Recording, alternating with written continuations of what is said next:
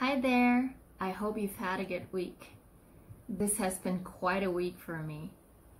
I've been struggling to get better from a heat exhaustion, which I got because my AC was acting up.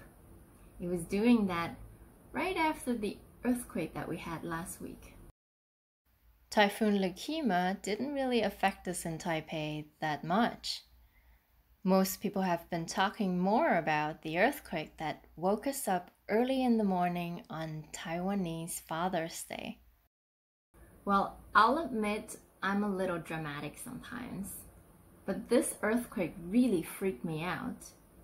The shaking woke me up, and I tried to get out of my bed, and I saw my cats running around, and the whole place was swaying, so I tried to get out of my room. And as I approached my door, a glass fell and broke right at my feet. I screamed at that moment. I actually had the thought that was it for us. And that's when my sister got up and she ran right to the front door to open it because she said we had to make sure that we can get out.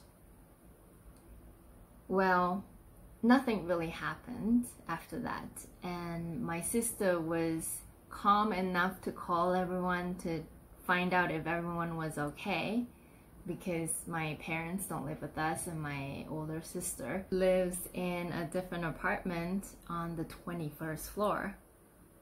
Fortunately, everyone was okay, and nothing else happened after that.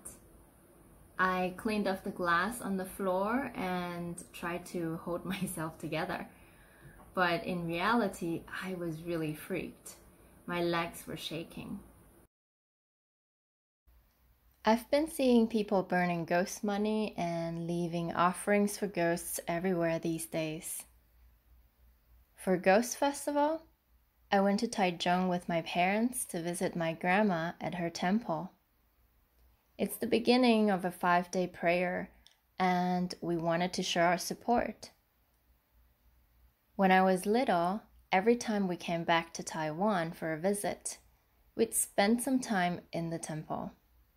So visiting always brings back childhood memories for me. After a few sessions of Buddhist chants in the morning, the heat got to me. And I just knew that I had to come back to Taipei. I somehow made it back on the train, and after battling with being sick and the headache for more than a day, we resorted to traditional methods. Ouch! The good news is my AC has already been fixed. Yay! But it took more than a week, and I also had a creepy experience with our living room fan while my AC was broken. I came home one day and both the lights and the fan were on in the dining room, even though I remember turning them off before I left the house. Since it's my cat's favorite place to stand, and he'd very often stand on the buttons, I figured the cat must have turned on the fan. But as I did my things around the house, I noticed that it was turning on and off by itself again and again and again. So I tried to reset it by unplugging it and plugging it in again, but it just did this.